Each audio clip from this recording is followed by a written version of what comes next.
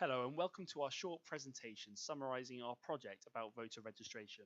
Over the past few months, we've been reviewing methods used all over the world to look for initiatives which match our brief, and this video will explain our process of selecting a menu to present in our written report. We were asked by Unlock Democracy, the UK's leading grassroots campaigning organisation, to come up with a menu of techniques through which they could enhance voter registration in the UK. They are planning on conducting a pilot scheme in the North East, during which time they will test our recommended techniques for their cost effectiveness and how successful they are in getting people registered.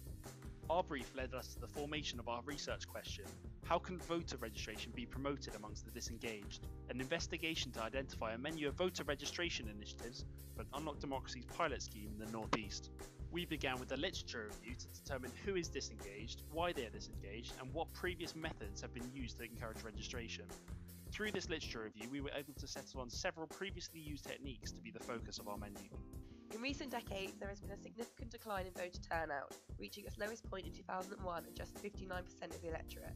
Our research suggests three fundamental causes for non-voting: the outdated voting system, the registration process, and social and economic factors such as age and information, the last of which we are focusing on in this report.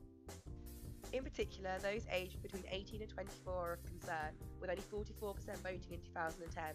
Studies also suggest that the current generation is becoming increasingly disconnected from the political process. In the UK, registration takes place in the months leading up to an election. After the registration deadline has passed, those who forgot to register are unable to vote. This is a wasted opportunity, as the media hype surrounding elections peaks closer to the election itself. Same-day registration would provide a convenient alternative for voters. Nudge theory focuses upon the psychology of decision-making. Studies have shown that language and terminology can influence decisions. People responded better to being a voter rather than simply voting as an action, showing that becoming an active voter rather than passively voting is more attractive. The rapid growth of social media has given campaigns a method of reaching citizens everywhere. It is popular and highly accessible, especially with the growing use of smartphones, tablets, and other portable devices. The National Voter Registration Day campaign is a notable example of this.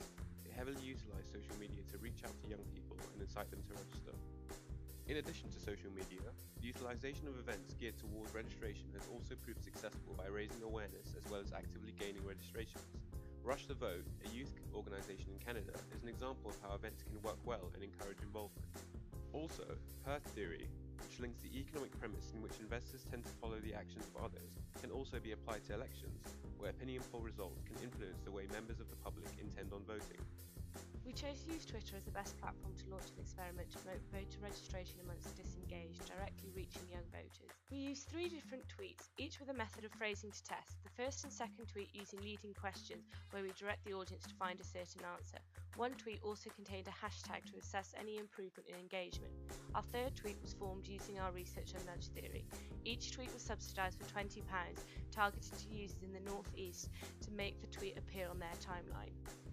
Over the experiment, we generated 12,700 unique impressions, each tweet generating just over 4,000. Where the tweets differ though is in their engagement rates.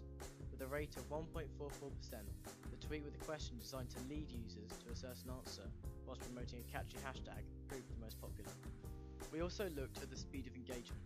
In the first 16 hours, tweet 2 spread like wildfire compared to the others.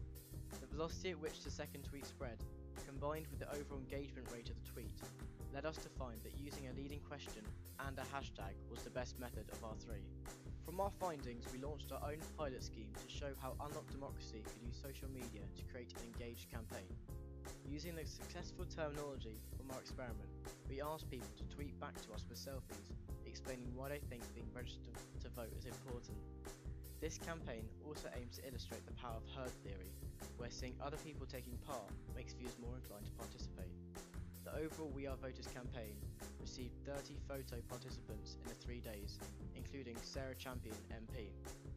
Amongst these participants, the campaign's created over 22,000 impressions. There are 3 categories under which we have recommended techniques to be used for Unlock Democracy's pilot.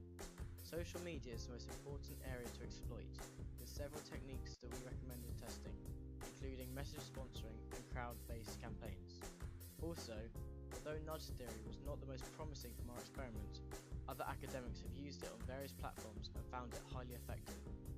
We would recommend using noun-based terminology in all communications, both physical and online. Also, we We recommend using events to target communities which are most disengaged, and even sponsoring larger scale events to reach a greater audience. There were various limitations to our research which Unlock Democracy would be able to address as a larger organisation. Same-day registration would be one of our main recommendations, however that would require government action. Also, given the period our experiment on Twitter covered, we have results for the short term, but we have no guarantee of them being the same in the long term. We also had limited funding, whereas Unlock Democracy's pilot will be able to experiment over a longer term with more funds. That's all from us, thanks for watching!